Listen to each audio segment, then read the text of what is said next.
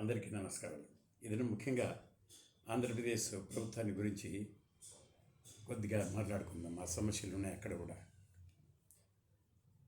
ఎన్నికల ముందు పవన్ కళ్యాణ్ ఒక వ్యూహాత్మకంగా నాకు ఇన్ని సీట్లు కావాలి, ఇంత ఇది కావాలి, ఈ పదవి కావాలి అని అడగకుండా, ఎందుకంటే గత అనుభవంలో అతనే ఓడిపోయాడు కాబట్టి రిలీజ్ అయ్యాడు కంప్లీట్గా. ఐఎస్ ఏం చేశాడంటే అపోజిషన్ ఓట్లు చీలిపోకూడదు, ప్రతిపక్ష ఓట్లన్నీ కూడా చీలిపోకుండా ఒక కుమ్మడిగా అయితేనే జగన్ ఓడిస్తామని అనుకున్నాడు అని చెప్పేసి పెద్దగా క్యాన్వాస్ చేసుకుంటూ పోయాడు. తర్వాత చంద్రబాబు నాయుడుకు కానీ లోకేష్కు కానీ బాగా సపోర్ట్ చేశాడు. దానివల్ల అతనితో చంద్రబాబు నాయుడు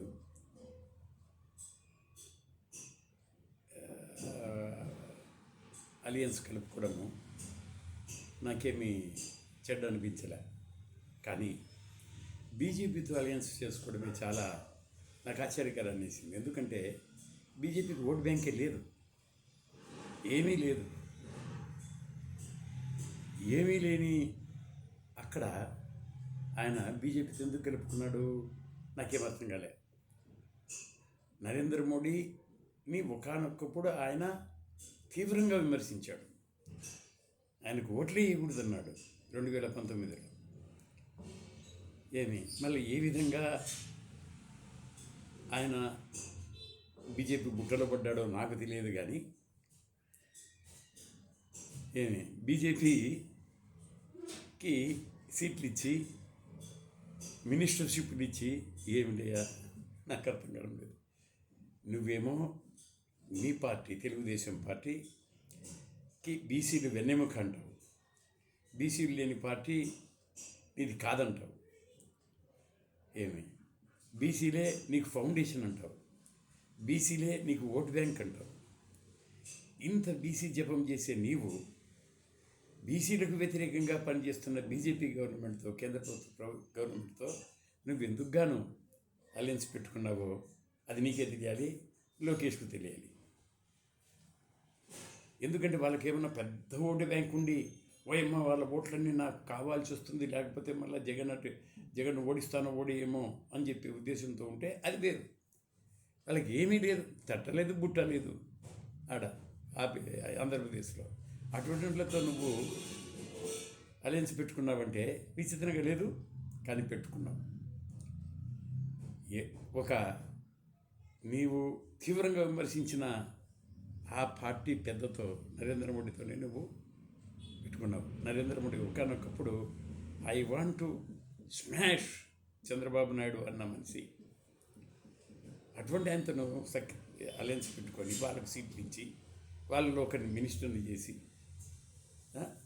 ఏమిటి ఇది ఓకే చేసావు, ఆల్ రైట్. కానీ ఏం చేస్తున్నావు? కులగణన మీ శిష్యుడు రేవంత్ రెడ్డి కులగణన చేశాడు. బీసీలు నా వెన్నెముక, నా పార్టీకి వెన్నెముక, నా ఓటు బ్యాంకు అని తీవ్రంగా చెప్పుకునే నువ్వు, బలంగా చెప్పుకునే నువ్వు ఏం చేశావు? బీసీల కులగణన చేయను అని చెప్పిన పార్టీతో బీసీల కులగణన చేస్తే ఈ దేశం అంతా కులాల వారీగా విడిపోతుంది అని కలిబోలి కబుర్లు చెప్పిన నరేంద్ర మోడీ గారి ప్రభుత్వంతో నువ్వు అలయన్స్ పెట్టుకున్నావు. ఇది నీకు భావ్యమేనా? ఓకే, పెట్టుకున్నావు, ఏదో నీకు ఫండ్స్ రావాలి, రాష్ట్రం అభివృద్ధి చేయించాలి, అన్ని ప్రాజెక్టులు పెట్టాలి, తర్వాత ఈ పరిశ్రమలన్నీ కూడా తీసుకురావాలి, అభివృద్ధి పనులు నడపాలి. మీది చంద్రబాబు నాయుడు గారు. నీకు ముఖ్యంగా ఏమిటంటే మేమందరము ఒక నమస్కారం పెట్టేది. ఎందుకంటే నువ్వు అభివృద్ధిని కాంచుతావు. ప్రతి ఒక్కరు ఎప్పుడు చీఫ్ మినిస్టర్ అయినా అభివృద్ధి చేసి చూపిస్తావు. అదే జగన్ చేయలేదు. జగన్ అనుకున్నాడు డబ్బులు పంచితే కనుక బీసీ ఎస్సీ ఎస్టీలందరూ ఓటు బ్యాంక్ వేస్తారని, ఓట్లు వేస్తారని. కానీ ఓట్లు వేయరు ఎప్పుడు కూడా. నువ్వు అది చేస్తూ జగన్ సైమల్టేనియస్గా అభివృద్ధి చేసి ఉంటే డెఫినెట్గా ఆయన నిలదొక్కునేవాడు. కానీ ఆయన అది చేయలేకపోయినందువల్ల అందులో మేమందరం కూడా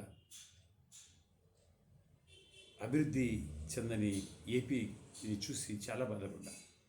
5 ఏళ్ళు అదో అన్యాయం అయిపోయాయి కదరా మా ఆంధ్రప్రదేశ్ అని చెప్పేసి బాధపడడం జరిగింది. దాంతో మేమందరం కూడా మీకు సపోర్ట్ చేసాం. అది మీకు కూడా తెలుసు. ఏమన్నాడు మన టీడీ జనార్దన్ రామకృష్ణయ్య గారు, ఒకసారి ఫోన్ చేసి అడగండి మీ సెక్రటరీని, మీరు ఈసారి మా ప్రభుత్వమే వస్తే మీకు గౌరవనీయమైన పదవి ఇస్తాం రామకృష్ణయ్య గారు అని చెప్పాడు. అది కూడా పోయింది. మాకు ఆ పదవులు కూడా అవసరంలే. కానీ ఏం చేస్తున్నారు మీరు బీసీలకు? Revanth Reddy first time chief minister, మీకు ప్రియ శిష్యుడు, అటువంటి అతను కులగన్న చేసి 34% అంతకుముందు ఉన్న దొర 21కి తెచ్చిన కేసీఆర్ని ఎదుర్కొని 42% చేయాలని చెప్పి ఆయన పూర్తిగా ప్రయత్నం చేస్తుంటే నువ్వేమిటయ్యా బీజేపీతో చేతులు కలిపి కలిపావు, ఫ్రెండ్స్ కోసం కలిపావు. అయితే నేను కులగన్న చేయొద్దని చెప్పాడా నరేంద్ర మోడీ? కులగన్న చేయొచ్చు కదా. కులగన్న చేయొచ్చు, ఏపీ బీసీ ఫైనాన్స్ కార్పొరేషన్ ఏర్పాటు చేయొచ్చు, కులాల కార్పొరేషన్ ఏర్పాటు చేయొచ్చు. చేసావు. ఎవరికి? గన్నులకు చేసావా? నీకు ఓటు బ్యాంకు, నేను ఎప్పటి నుంచి గెలిపించుకుంటున్నారు, నీకు ప్రియమైన శిష్యులు అంటే కుప్పమల్లే కదా. మళ్ళీ ఆ గాంధ కార్పొరేషన్ ఇచ్చావా? ఏమిటయా నీకు ఓటు బ్యాంకు?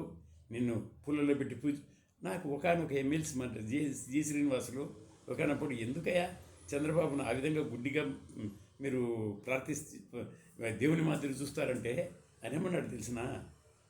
నా రక్తం కోసి అన్నా, అప్పుడు ప్రభుత్వం లేదు చంద్రబాబు నాయుడు. అప్పుడు ఏమన్నాడు? నా రక్తం కోసి చూసినా ప్రతి రక్త బిందువు చంద్రబాబు నాయుడు అంటుంది అని చెప్పాడయా. అటువంటి క్యాడర్ నీకుంది ఎక్కడ కుప్పంలో. గాండ్ల కార్పొరేషన్ వాళ్ళందరూ గాండ్రులు కాదా? అన్ని కార్పొరేషన్ ఇచ్చి గాండ్ల కార్పొరేషన్ ఇవ్వవా? ఏముందా నాకు అర్థం కావడం లేదు. ఎట్లా చంద్రబాబు నాయుడు మీకు నిద్ర వస్తూ ఉంది? తర్వాత ఇంకొకటి నేను చెప్తున్నా, కులగన్న చేయలేదు. రిజర్వేషన్స్ పెంచాలంటే ఇమ్మీడియట్ రిక్వైర్మెంట్ కులగన్నే. సుప్రీంకోర్టు జడ్జిమెంట్స్ నీకు చూపించాను కూడా. సుప్రీంకోర్టులో నువ్వు పంపించినప్పుడు రీట్ పిటిషన్ ఫైల్ చేయమని అప్పుడంతా మీ వాళ్ళందరికీ చెప్పాను. 259 of 1994, 356 of 1994, దాంట్లో క్వాంటిఫైబుల్ డేటా ఉంటే నీవు 50% లిమిట్, సుప్రీంకోర్టు విధించిన లిమిట్, దాన్ని క్రాస్ అయిన రిజర్వేషన్స్ ఇవ్వచ్చు. ఇదంతా మీకు చెప్పాను కదండి మీకు. అయినా కూడా మీరు ఏమిటి కులగన్నని ఎంత నెగ్లెక్ట్ చేస్తున్నారు? దాని తర్వాత రిజర్వేషన్స్ను పెంచవచ్చు కదా. నీ ఎన్నిముకకు బలాన్ని చేకూర్చవచ్చు కదా. లేకపోతే నీ ఎన్నిముక ఇట్లా ఊగిపోతుంది గోయింద మళ్ళీ తర్వాత. అందువల్ల చంద్రబాబు నాయుడు గారు అదొకటి. తర్వాత ఏపీబీసీ ఫైనాన్స్ కార్పొరేషన్తో ముందు అపాయింట్ చేయండి. దాని ద్వారా మీరు అమెండ్ చేసిన 1993లో Panchayati Raj act, AP Panchayati Raj act ఏం చెప్పారు? ఏపీబీసీ ఫైనాన్స్ కార్పొరేషన్ చేసిన సర్వే గణాంకాలే లోకల్ బాడీస్లో రిజర్వేషన్స్కు నాంది అని చెప్పారా లేదా? అది చెప్పిన తర్వాత 73-74 అమెండ్మెంట్లో రాజీవ్ గాంధీ ఏం చేశాడు? మీకు అధికారం ఇచ్చాడు. లోకల్ బాడీస్లో కేంద్రాన్ని మీరు అడగాల్సిన అవసరమే లేదు అసలు. అటు రేవంత్ రెడ్డి కానీ ఇటు మీరు కానీ అడగాల్సిన అవసరం లే. మీరు దాన్ని ప్రపోర్షనేట్గా మీరు రిజర్వేషన్స్ ఇవ్వచ్చు. అది మీ ఇష్టము. అధికారాలు దేనికి ఉన్నాయి? శాసనసభకు, శాసన మండలికి ఉన్నాయి రిజర్వేషన్స్ని ఫిక్స్ చేసేదానికి లోకల్ బాడీస్లో. కాబట్టి అది చేస్తారని నేను నమ్ముతున్నా. పక్కా గ్యారంటీగా మీరు ఫండ్స్ తెస్తున్నారు. ఏపీని అభివృద్ధి పదంలో నడుపుతారు, నాకు తెలుసది. కానీ ఓటు బ్యాంక్ చేయాలి కదయ్యా మీరు. మేమందరం పొద్దున మీకు బీసీలకు అందరికీ మీరు ఓట్లు వేయాలి, చంద్రబాబు నాయుడిని మళ్ళీ గెలిపించుకోవాలని చెప్పాలంటే మీరు బీసీలకు ఏమన్నా చేసి చూపించాలి కదా. అది కులగన్న ఒకటి చేయాలి. తర్వాత మీ దాంట్లోనే the reservations in state government, in education and employment and local bodies are independent of central reservations. మీ రిజర్వేషన్స్ను మీ అసెంబ్లీ కౌన్సిల్లో పెట్టి పాస్ చేసి ఇంప్లిమెంట్ చేసాయా మీరు ఎడ్యుకేషన్ ఎంప్లాయ్మెంట్లో కూడా? అట్లనే క్లీమీ లేరు 8 lakhs పెట్టారు వాళ్ళు. నువ్వు 8 lakhs పెట్టుకుని ఉండవు, దాన్ని ఇంక్రీజ్ చేయొద్దు, 20 lakhs అయ్యి దిక్సూచిగా మారాయి అందరికీ. 20 lakhs అయ్యి నిన్నెవడు అంటాడు? ఏ హైకోర్టు కానీ ఏది కానీ కొట్టేయలేదు. ఎందుకంటే క్రీమీ లేయర్ పరిధిని ఫిక్స్ చేసేది ఎవరు? వాళ్ళు క్రిమి లేయర్ వాళ్ళు అన్నారు, కానీ క్రిమి లేయర్ దాన్ని ఎవరు క్రిమి లేయర్ అని చెప్పేది ఎవరు? నీవు స్టేట్ గవర్నమెంటు చెప్పాలి మీ రిజర్వేషన్స్కు. అలానే నరేంద్ర మోడీ గారు అక్కడ చెప్పాలి, ఎక్కడ యూనియన్ గవర్నమెంట్ రిజర్వేషన్స్లో. అంతేగాని ఆయనకు స్టేట్ గవర్నమెంట్లో రిజర్వేషన్స్ని పెట్టి నువ్వు మళ్ళీ ఆయనకు పంపి అప్రూవల్కి ఇదంతా చేయొద్దు. నాటకాలు ఇవి వద్దు, ఈ నాటకాలే వద్దు. State reservations independent of central reservations. So state reservations are depend upon the chief minister and the cabinet of the government as well as assembly and council. So do it. ఇది చేస్తే నీకు ఓటు బ్యాంకు అంటే బీసీలు నీకు ఇంకా మంగళహారతులు పట్టరా? మళ్ళీ నీ ప్రభుత్వాన్ని ఎవడు పడుతాయా? ఎవరికి దమ్ము ఉందయా? 54% ఉండే బీసీలు నీ వెనకలు ఉంటే ఎవరిని నియమం చేస్తారు? నరేంద్ర మోడీ మొట్టమొదటి 280 తెచ్చి మళ్ళీ 303 మళ్ళీ 240 ఎందుకు వచ్చాడు? ఎందుకంటే బీసీలకు ఆయన ఏం చేయడంలే. సబ్ కేటగిరీషన్ అన్నాడు, అది కూడా చేయలే. రోహిణి కమిషన్ వేసి ఆ రిపోర్ట్ను మూలన పడేశాడు. దాని తర్వాత క్రిమి లేయర్ని ఇంక్రీజ్ చేయలే. మహిళా బిల్లు పెట్టాడు, మహిళా బిల్లులో సబ్ కోటా ఇవ్వలేదు. ఇవన్నీ ఏది చేశాడు నరేంద్ర మోడీ? ఏమీ చేయలేదు. ఎన్సీబీసీకి ఒక చట్టబద్ధ కల్పించాడు, అది కూడా డైల్యూట్ చేశాడు. మీకు తెలుసు, అది అమెండ్మెంట్ చేశాడు. కాబట్టి ఇవన్నీ ఆయనతో పెట్టుకో, సంబంధాలు పెట్టుకో. ఎందుకంటే ఆయన ఇప్పుడు కుంటోడు, 2 కాళ్ళు లేని అనిరుద్ధుడు ఆయన. ఒక కాలు నువ్వు, ఇంకొక కాలు నితీష్ కుమారు. ఏ కాలు పోయినా కుంటే. మీ ఇద్దరికి ఇంక విత్డ్రా అయితే నరేంద్ర మోడీ ఇంత ప్రైమ్ మినిస్టర్గా ఉండలేడు, ఇమీడియట్గా పడిపోతుంది గవర్నమెంట్. అది మీకు తెలుసు, నాకు తెలుసు, ప్రపంచానికి అంతా తెలుసు. ఇవి అందరికీ తెలుసు. ప్రతి ఒక్క పౌరునికి కొద్దిగా రాజకీయ ఇది ఉండేవాడు, పరిజ్ఞానం ఉండేవాడికి అందరికీ తెలుసు. ఆ 2 కాళ్ళు దేవుడు మనకేమి ఇచ్చినాడంటే ఆ 2 కాళ్ళు పోగొట్టాడు. కాబట్టి నరేంద్ర మోడీకి, గవర్నమెంట్కు మీకు ఫండ్స్ వస్తున్నాయి, చెయ్యి, దబాయించు, భయపడించు. ఏ విధంగా అయితే కనుక అతడి బిహారీ వాజ్పేయి దగ్గర ప్రెజర్ చేసి తెప్పించావో ఆ విధంగా తీసుకురా. ఇంక నేను కాదనలేడు నరేంద్ర మోడీ. ఇప్పుడు ఈ 5 ఏళ్ళు మాత్రం పండగే నీకు. కానీ ఆయన చేయలేదని చెప్పేసి బీసీలకు ఏం చేయకుండా పోవద్దు. కులగణన చెయ్యి, క్రిమి లేయర్ పరిధి ఇంక్రీజ్ చెయ్యి. తర్వాత ఎక్కడైతే క్రిమి లేయర్ కింద ఉండేవాళ్ళు లేకపోతే క్రిమి లేయర్ పైన ఉండే వాళ్ళని అపాయింట్ చేసి పారేసి దాన్ని జీవో ఇచ్చేసేయి. ఏం ప్రాబ్లం లేదు. వాళ్ళు జనరల్ క్యాండిడేట్స్ కాలేరు. సుప్రీంకోర్టు తప్పు.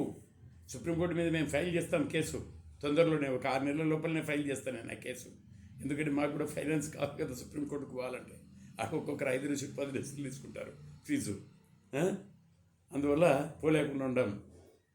డెఫినెట్గా పోతాం. మాకు డబ్బులు ఇచ్చినప్పుడు 100% డబ్బులు వస్తాయి, దేవుడు ఇస్తాడు మాకు. దాని గురించి పోతాం మేము. క్రిమి లేయర్ పరిధి కింద ఉండేవాడు, కింద మీద లేకపోతే క్రిమి లేయర్ పైన ఉండే వాళ్ళకు అవకాశం ఇవ్వాలి బీసీ రిజర్వేషన్స్లో. అంతేగాని జనరల్ ఎట్లా చేస్తారా? సోషల్ ఎడ్యుకేషన్లీ బ్యాక్వర్డ్ క్లాస్ని తీసుకుపోయి అప్పర్ క్యాస్ట్లో వేస్తారా? అది తప్పు చేసింది సుప్రీంకోర్టు గ్యారంటీ. దాన్ని మేము ఛాలెంజ్ చేస్తాం, మేము వెళ్తాం కూడా. మళ్ళా let constitution bench decide about that. కాబట్టి చంద్రబాబు నాయుడు గారు చాలా చేయండి, చాలా మంచి పనులు చేస్తున్నారు, బాగా ఫండ్స్ తెస్తున్నారు. మీకంటే చాణక్యుడు ఎవరు లేరు. తప్పకుండా మీరు ఫండ్స్ తెచ్చి బీసీని ఇది ఆంధ్రప్రదేశ్ని అభివృద్ధి చేస్తారని మేము అనుకుంటున్నాం. అలానే బీసీలను కూడా అభివృద్ధి చేయవయా. వాళ్ళు నీ అంటే ఉండారు. మొట్టమొదటి నుంచి ఎన్టీ రామారావు గారు పెట్టినప్పటి నుంచి తెలుగుదేశం 1983 నుంచి ఇంతవరకు కూడా బీసీలు మీ ఎంటనే ఉండారు. వాళ్ళని నువ్వు నెగ్లెక్ట్ చేస్తే ఎట్లా? ఆ ఓటు బ్యాంకు పోగొట్టుకుంటే ఎట్లా? పోగొట్టుకోవద్దండి, తప్పకుండా చేయండి. ఓకే, నమస్తే. జై తెలంగాణ, జై భారత్, జై ఆంధ్రప్రదేశ్. Thank you.